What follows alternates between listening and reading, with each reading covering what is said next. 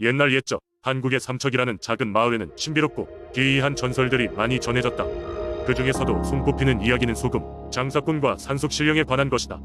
이 이야기는 세대를 넘어서도 여전히 사람들의 입에 오르내리고 삼척의 깊은 숲속 어딘가에는 그 신령이 여전히 존재한다고 믿어지고 있다.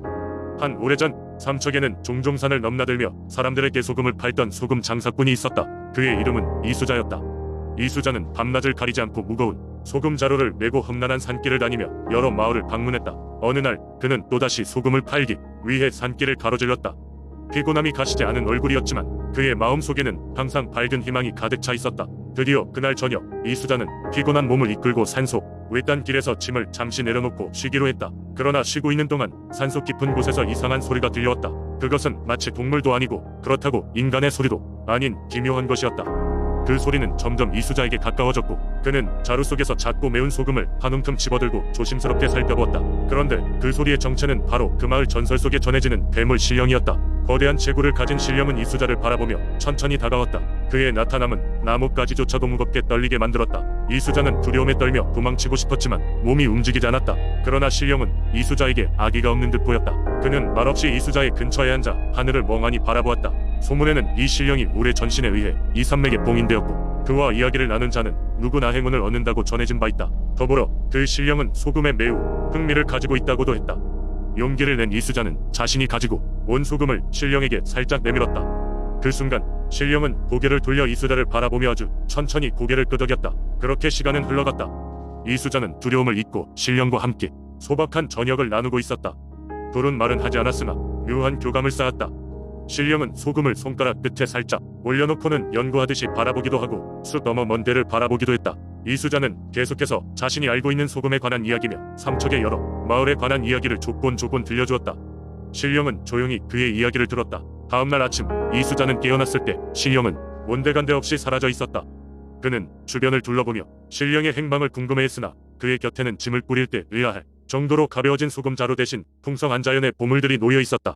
금빛으로 반짝이는 산삼이며 여러가지 귀중한 약초들이었다. 그 뒤로 소금 장사꾼 이수자는 산속 신령과 이야기를 나눈 행운의 사나이로 마을 사람들에게 알려지게 되었고 신령이 선물한 약초 덕에 그는 큰 부자가 되었다고 한다. 이 이야기는 삼척 곳곳에 퍼져 신령에 대한 전설은 지금도 사람들의 입에서 입으로 전해지며 삼척의 신비로운 매력을 더했다. 두 번째 이야기 옛날 옛적 경상북도 김천의 깊은 산속 높이 우뚝 솟아있는 백옥산에는 산신령이 살고 있었다고 전해진다. 이 산신령은 그 위풍당당한 모습과 심오한 지혜로 산을 오르는 사람들에게 깊은 존경을 받곤 했다. 백옥산은 이름 그대로 백옥처럼 맑고 깨끗한 봉우리와 찬란한 경치를 자랑하며 사람들의 마음을 사로잡곤 했다. 날씨가 화창한 어느 날 마을 건너편에 사는 소년 수연은 늘 보아왔던 산을 자세히 탐험해보겠다는 마음을 먹고 백옥산으로 나섰다. 수연은 평소 동네 사람들에게 산신령에 관한 많은 이야기를 들었다. 산신령은 백옥산을 지킨 은수호신 같은 존재로 산의 자연과 생명을 다스리며 때로는 길 잃은 여행자에게 길을 안내해주고 산의 고유함을 깨뜨리지 않는 선에서 사람들에게 은혜를 베푸는 착한 신령이라고 했다. 수현은 복숭아를 싸들고 산을 오르며 혹시라도 산신령을 만나게 되면 정성스럽게 바치리라고 생각했다. 산을 오르던 중 점점 높아지는 경사와 숨이 막힐 듯한 공기에도 아랑곳하지 않고 그는 끊임없이 발길을 재촉했다. 그때였다. 한참을 오르다 보니 길가에 이상한 돌 무더기가 보였다. 돌 위에 있던 작은 상자에는 여기에 소원을 적어두어라 산신령이 들으리라 라고 써있었다. 수현은 그곳에 멈추어 자신이 갖고 있던 종이 쪽지에 소원 하나를 적었다. 부디 우리 가족이 건강하고 행복할 수 있도록 해주세요 라고 썼다. 그런 뒤 복숭아 한쪽을 잘라 돌 무더기 옆에 올려두고 다시 산을 오르기 시작했다. 드디어 백옥산 정상에 가까워질 때쯤 그 앞에 서 있던 것은 다름 아닌 은빛 머리카락을 휘날리며 서 있는 산신령이었다. 수연 일개다. 자네가 그리도 백옥산을 오르고 싶어 했다더니 참으로 씩씩하구만.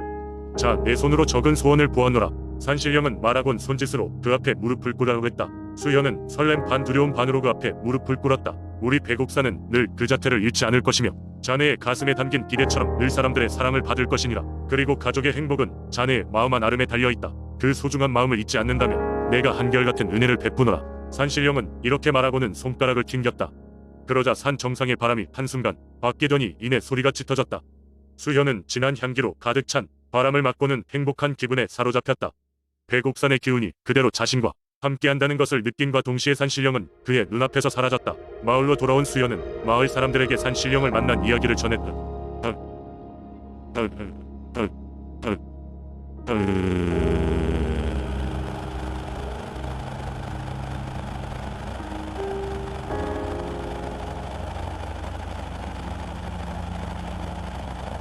그 후로도 대곡산을 찾는 이는 끊이지 않았고 산신령의 전설은 그렇게 김천의 역사를 따라 지금껏 전해 내려오고 있다.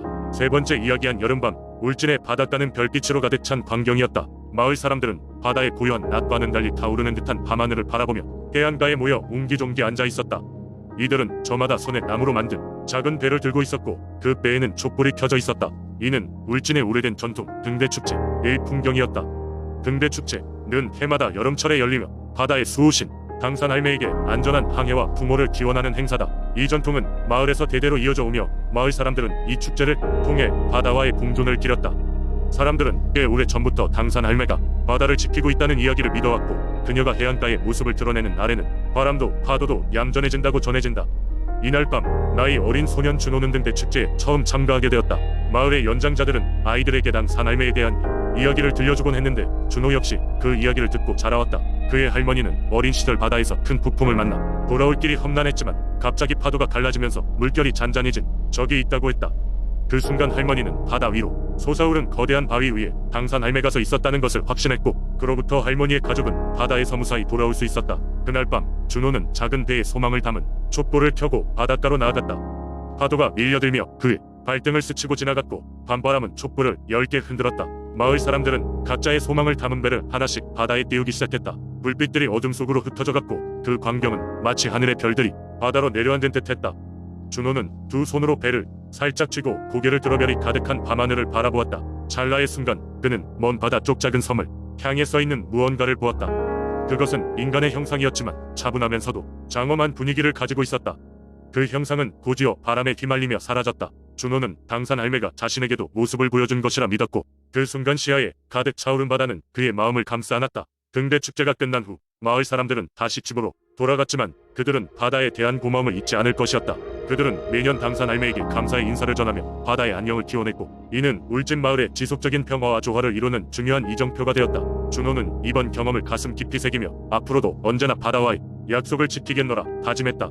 이렇게 울진의 밤은 당산할매의 수호 아래 계속해서 평화를 맞이하고 있었다. 네 번째 이야기, 옛날 옛적 전라남도 순천의 한 작은 마을에는 따뜻하고 온화한 마음씨를 가진 한 젊은 농부가 살고 있었다. 그의 이름은 이성재였다. 그는 항상 마을 사람들을 도우며 살았고 다른 사람들에게 피해를 주는 것을 무척거렸다. 작은 논밭을 가꾸며 소박한 삶을 살던 그는 어느 날 갑작스럽게 가족이 병에 걸려 고생하게 되자 큰 고민에 빠졌다. 이성재는 마을의 고수께로 찾아가 도움을 청했다. 고수는 그에게 말했다. 이 병은 이 땅의 신이 누하여 내린 벌이다. 내 조상이 저지른 잘못 때문에 벌어진 일이니 특별한 제사를 지내야만이 병을 없앨 수 있다네. 이성재는 어떻게 제사를 지내야 할지 몰랐지만 고수의 지시에 따라 준비하기 시작했다. 이틀 후 그는 신에게 바칠 제물을 챙겨 음식을 만들어 작은 연못가에 세팅을 마쳤다. 이야기를 들었던 마을 사람들 또한 그를 돕기 위해 모여들었다. 제사가 시작되는 순간 연못가에는 이성재와 마을 사람들이 제사를 올리고 있는 모습을 지켜보던 한 아름다운 흰 닭이 있었다. 닭은 고귀하고 신성한 동물로 여겨졌고 이를 본 마을 사람들은 놀라움을 감추지 못했다. 닭은 이성재 앞으로 다가와 다시 한번 그를 바라보았다. 그 눈길은 무언가를 기대하는 듯했다. 이성재는 조심스럽게 닭에게 다가갔다. 닭은 처음엔 날아가길 주저했으나 이성재의 진실한 마음을 느꼈는지 다가오는 그를 피하지 않았다. 이성재는 닭에게 자신의 고민을 털어놓으며 간절한 마음을 전했다. 그 순간 닭은 천천히 하늘로 날아갔다가 큰 원을 그리며 빙빙 돌다가 다시 연못 위로 내려왔다. 그와 동시에 하늘에서 꼭 필요한 비가 내리기 시작했다. 마을 사람들은 이 현상을 보고 이 제사가 신에게 닿은 것임을 확신했다. 비는 곧 마을 전역을 적셨고 얼마 지나지 않아 이성재의 가족은 거짓말처럼 병이 치유되었다. 이후 이성재는 닭이 자신과 마을 사람을 대신해 하늘의 신에게 기도했다고 믿었다. 그는 매년 농사가 잘 되어 마을 사람들과 함께 풍족하게 살 수 있었다. 이후 마을 사람들은 매년 닭이 축복을 기리기 위해 제사를 올렸고 이 전통은 오늘날까지도 이어지고 있다. 이 이야기는 순천 사람들에게 자연과의 조화와 선한 마음의 중요성을 일깨워주는 민속 신앙 중 하나로 전해져 내려오고 있다. 닭의 전설은 마치 순천의 사람들에게 신성함과 희망을 상징하는 영원한 축복처럼 여겨지고 있다.